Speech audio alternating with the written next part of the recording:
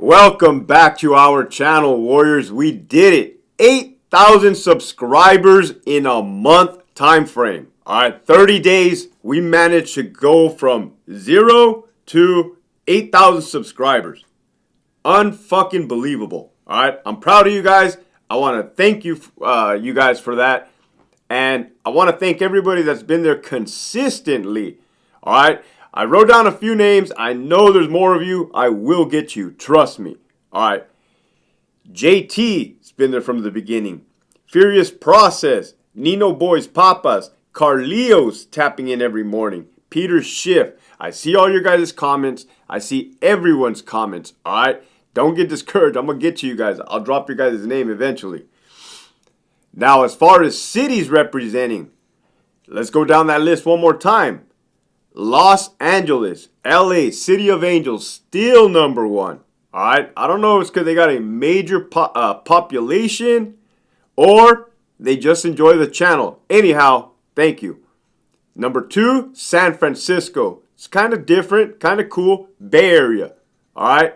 Number 3, San Diego. You picked it up. Good looking out. Number 4, my people in Sacramento. Number 5, Fresno, all right, followed by Phoenix. That doesn't mean that you guys are not tapping in from other places. Trust me. I see you guys, I respond to you guys, and I welcome you guys.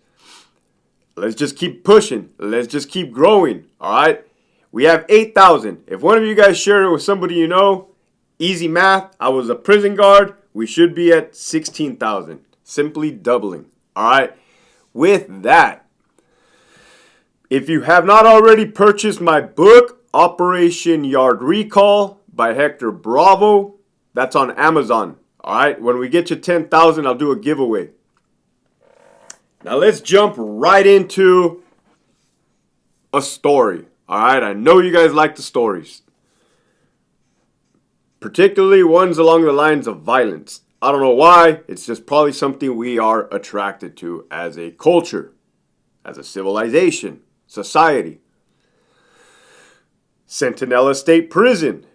That's where I started my career before I promoted to Richard J. Donovan, RJD. So this time frame was around 2009. 2009, Centinela State Prison, level 4 GP. I was an officer. I came in 07 or 06. This is probably had a few years under my belt, like 3 or 4, right? I didn't know the politics at this time. I didn't know who was who. I did not know what was what. I was just kind of surviving on my immediate area, right? Like what's in my grasp, that's what I can control.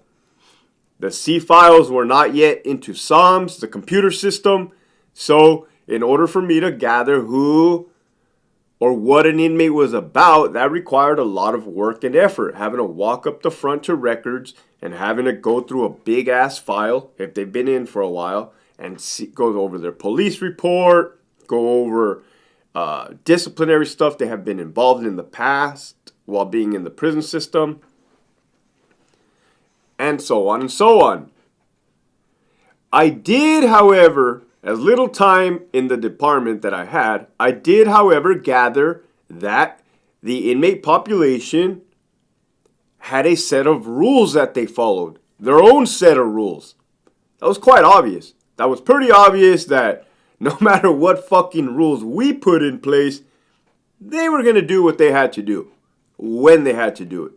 Right? I had already gathered that. That was pretty damn obvious. Right? Especially when you're stabbing other inmates in front of cops. Like, they clearly didn't give a fuck.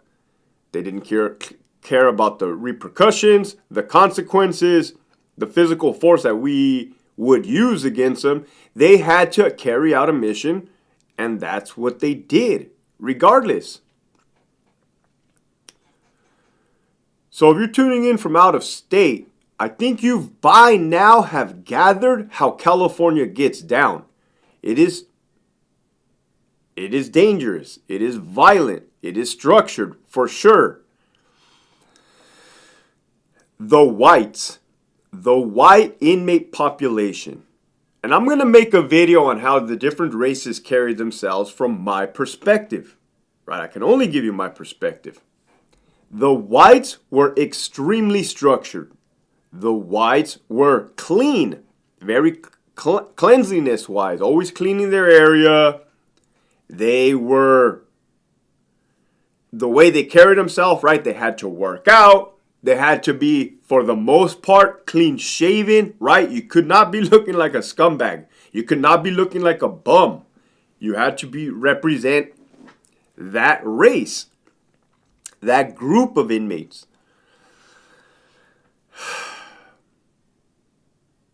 I was working Charlie 2, right? Charlie 2 is kind of directly across from the sergeant's office, across the yard. We got a white inmate that didn't quite fit the bill, didn't quite look like the other white inmates. This guy looked kind of weird, to be honest with you. All right, and moving on to Donovan, you learn about EOPs, the mentally ill inmates, the ones that are actually mentally ill, not faking it. You learn about, like, J-Cats is what they used to call them back in the day before me, so I cannot adopt that terminology.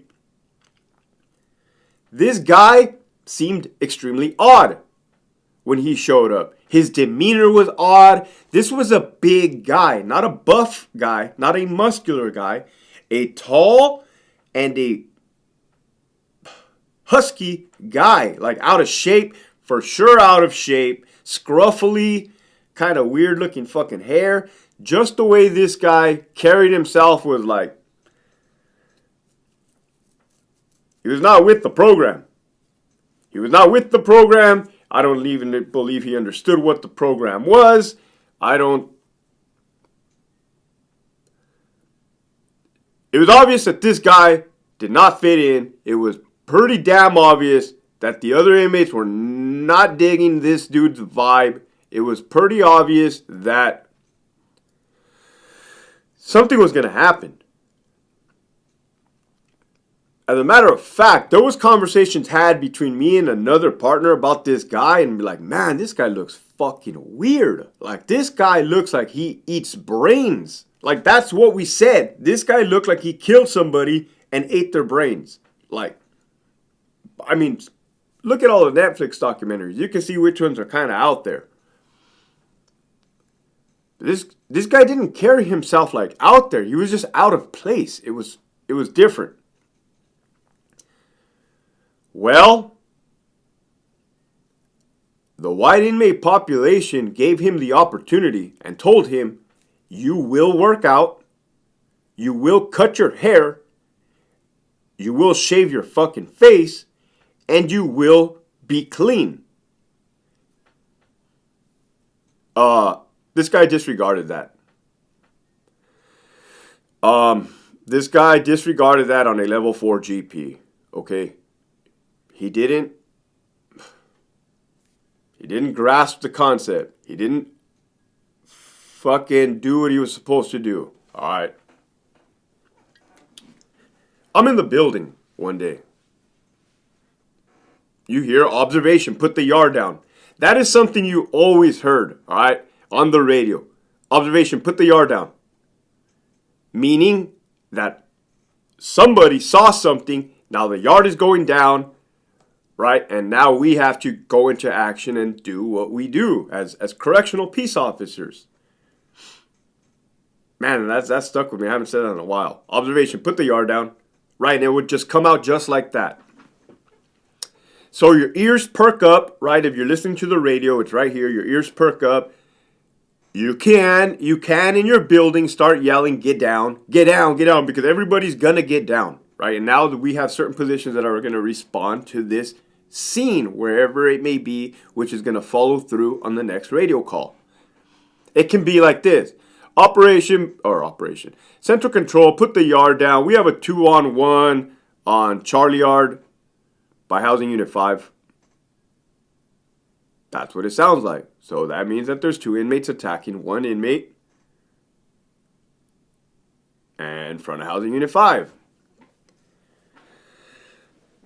As I come outside of the building, there is an inmate face down in front of the chapel. This dude was coming out of chapel, that one white guy. He made it through the fence that's right in front of the program, and didn't make it very far. Did not make it very far. This dude is laying face down in a pool of blood, gurgling something like, "I'm sorry." He said something along the lines of, "Why did they do this to me?" Or "Why did this happen?" Or "I don't deserve this." Some kind of weird shit. The fact that you would have to say that in itself is kind of already off, right? Like, this dude clearly did not grab the concept of prison. And what it resulted in, once we rewind the video footage, is you saw this dude was like a Russian dude. The guy that stabbed him in the throat was a Russian kid. A youngster, short, I believe of Russian descent, right? And the Russians kind of ran with the whites. Like, probably if you were German, you probably ran with the whites. Something like if you came from another country or whatnot. This little youngster, as they come out of the chapel, comes up on the side of this big ass giant and hits him in the fucking throat. Boom! Once. Right in the Adam's apple with a good weapon too. Like, not fucking around. Like, they meant to kill this dude. Like, this dude they gave him a fair warning. He disregarded the warning. Now you have to die. I didn't make up that rule. Right in the fucking throat. Boom! Drops. Like a sack of potatoes. Like, just didn't flail, didn't scream, couldn't scream. How the fuck can you scream? You just got hit in the fucking pipe. Fucking just out, right? So I look, he says what he says. I'm like, oh, fuck. Call ISU, the investigative service unit, set up the crime scene, call for medical attention ASAP. Now I start making my way back to my building, the front of the building. That little Russian dude somehow managed to make it from point A to point B. From the stabbing area in front of the chapel, on the yard though, all the way to right in front of the doors of housing Charlie 2, the housing unit. And this dude is like sitting down, like kind of antsy, like kind of shaking his knees, like clearly his adrenaline, surge of adrenaline. This motherfucker just fucking got him right in the fucking one hitter quitter, out for the count. You want to do it right? That's one way to do it. So ISU comes to gaffle this dude up. I believe they reviewed the footage real quick. They put two and two together. They probably knew who was who, what was what. Clearly they did. I didn't. They go to gaffle this kid up. He looks at me and like says my last name, because I was an officer. He's like, "Hey, I was here the whole time, right? I was here the whole time." I was like, "Nah, man. Nah. Right? I didn't know shit, to be honest with you. Not that I would have looked out for the kid, or I probably, with some experience, would have handled that situation a little different, but I left that dude out to dry. Like, hell nah, man. Don't drag me into this fucking mess." And it was just black and white, a new cop. One of many, many, many stabbings, right? And it was violent. With that being said, if you're from out of state, let me know in the comments if they'll stab you in the throat and try to kill you for simply not getting a haircut and working out and getting on program.